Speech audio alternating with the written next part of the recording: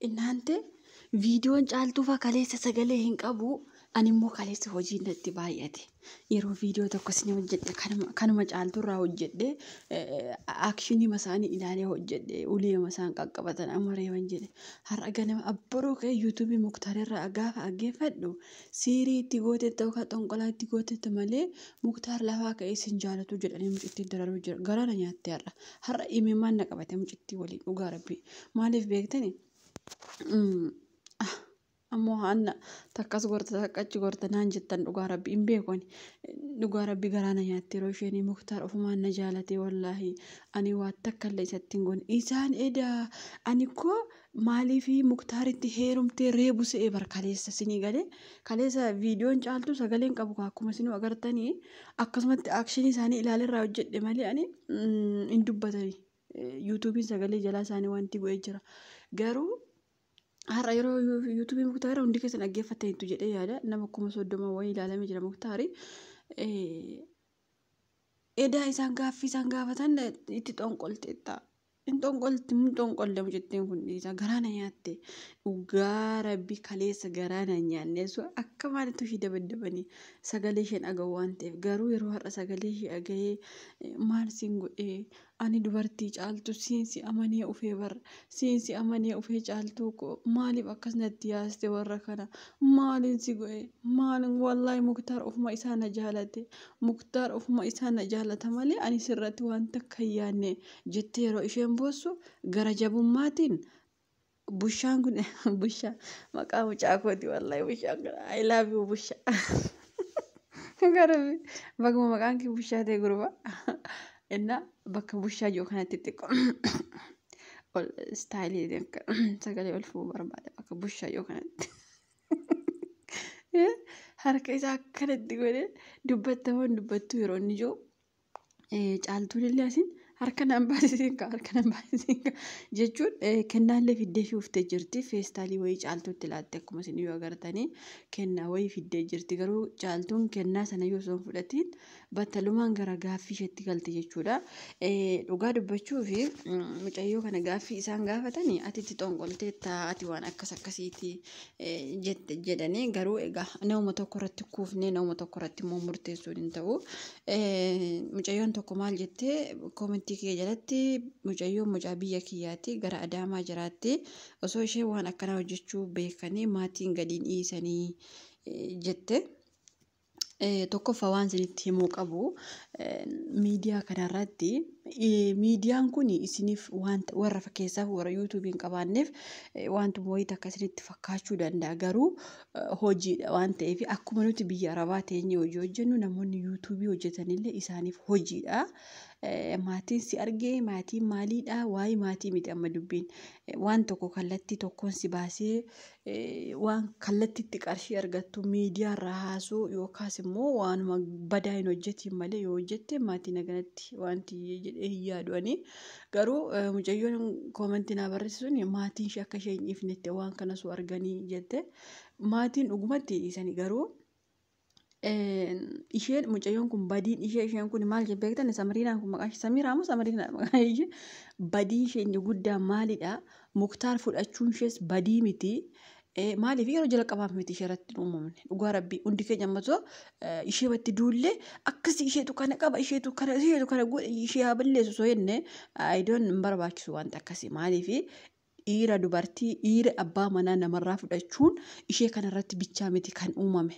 Siigalee garuu rakkoon mucittii kanaa maalidha tuffii qabdi nama tuffatti dhugaa rabbii ani akkam jaarsa akkam Muktaar fudhattee maa Muktaar fudhattee dantaara waan akkasii miti ani maaliif dubartii abbaa feetu wal jala deebi'ee abbaa manaa walii walirraa hataa oola walirraa fudhatti abbaa manaa kee ijoollee adda baafti dubartii akka summii taate yeroo baay'ee deddeebi'ee isinitti haasa'an dubartii marzii maxxifoo akka addunyaa kanarraa maxxifoon akka dubartii akka hin jiraanne yeroo hundarra deddeebi'ee isinitti hima isinis immoo kana beekuu qabdan anillee dubartii mataan kiyya bara marzii akkoo dubartii dhugaa rabbii balaan itti hafu dubartii marziidha bara dhugaa rabbii ka jireenya diigullee dubartiidha ka goota dahullee dubartii warreen xiyyaara oofan warreen waan adda addaa hojjetan waan hunda dubartii garuu dubartii balaa maxxifoo addunyaa kanaati an dhugaa rabbii jechuudha hin beekaa takka baree waan fiteef icciitii dubartii kanaafuu mucittiin kun abbaa manaa irraa fudhachuu ishee otoo hin taane badii ishee tuffii caaltuu itti daawwaltee asitti dhufaa koottuu asitti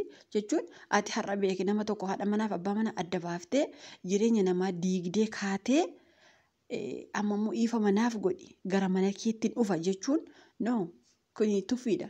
Dhugaa rabbi isinitti hima. Garuu bakka isaan hidhanii akkana godhanitti garaa nu nyaattullee anaan baay'ee garaa na nyaatteetti hidhamuun ishee gaaffii akkana gaafatamuun ishee garaa na nyaatteetti. Dhugumatti immoo akka isaan amma jedhan kana yoo dhugumatti itti xonqolte malee Muktaar akkatti siin jaalatu Muktaar akkatti lafaa ka'ee siin jaalatu kan jedhaniifis immoo tarii dhugumatti waan kana beekti ta'uu mala yoo beektes immoo isin hin amantu. Akkatti hiitanii reebdaniifis isin hin amantu. Ani beeku kan dhugaa rabbii hin amanti jedhee yaadu garuu paartii lammaffaa viidiyoo itti fufa jedhanii jiranii dhugumatti mucayyoon kun yoo itti xonqoltee akka inni jireenya isaa diigee ishee jaalatu gooteetti yoo ta'e morma ishee irraa qaxaqqatanii foon ishee saree nyaachisuu dhugaa rabbii isin hin jedha.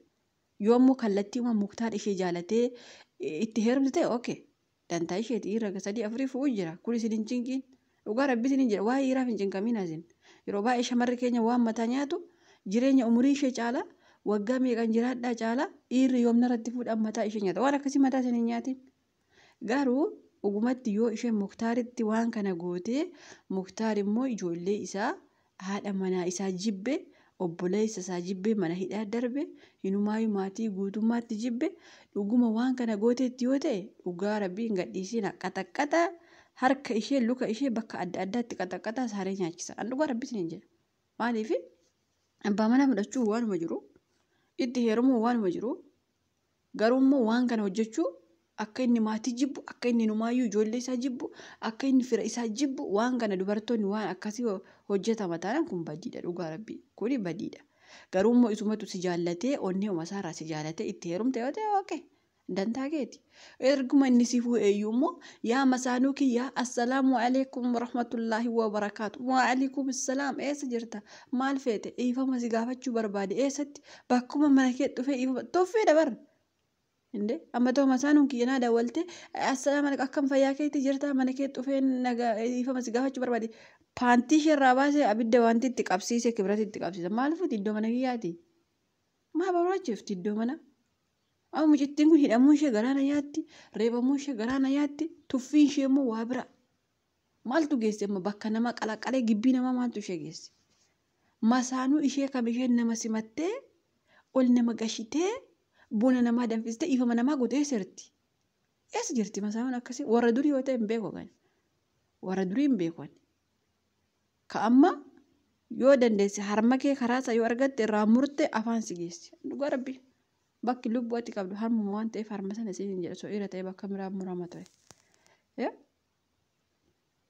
Kanaaf yoo dhugumatti mucittiin kun waan kana gooteetti ta'e dhugaa rabbii ani jechuun viidiyoo isaanii irraa dhaggeeffadhe baay'ee akkasuu kan naayee dhugaa rabbii waan akkasii itti gootee jirta yeroo isaan jedhe inde gaaffii akkanaa maaliif gaafa dhuguma mucittiin kun waan kana gooteetti moo jedhee rifadhe dhugaa rabbii waan kana gootee of jaalachiifti taanaan namni isheen dhiisu.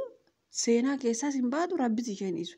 Mee viidiyoo lammaffaa isaanii waan isaan fidanii dhufan isin ni dhaggeeffattanii dhugumatti waan kana fiddee isheen eeyyeen ani Muktaaritti kana godhee Muktaar na jaalate jennan maal ibboo dhugaa rabbiin gadhiisiin hayyuu malee garuu immoo dhugumatti Muktaartu ishee jaallate taanaan immoo aga tokko osoo gadhiiftanii iyyuu rakkoo qaba jedhee yaadu garuu waan ishee dhuftee gibbii sana daffartee dhuftee dhiifama naa godhi jechuun iyyuu innatu badii qabaa innatu abbaan manaa keessa irraa fudhatee dhiifama naaf godhi akkasitti miti bari dhiifamni akka nuti beeknutti akka aadaa Oromoottis dhiifamni karaa namaan namatti dhufama malee namni badii qabu kallattiitiin namatti deemee dhiifama nama gaafachuu jechuun yookaan mataa na tarsaasi yookaan mataa keessi tarsaasaa kanumadha bakka xumurrisa. Namni takka badii qabaatee kallattiitiin deemee natti dhufe dhiifama na gaafadhu jedhe namni sun yookaan nadha yookaan nasi dhaadha.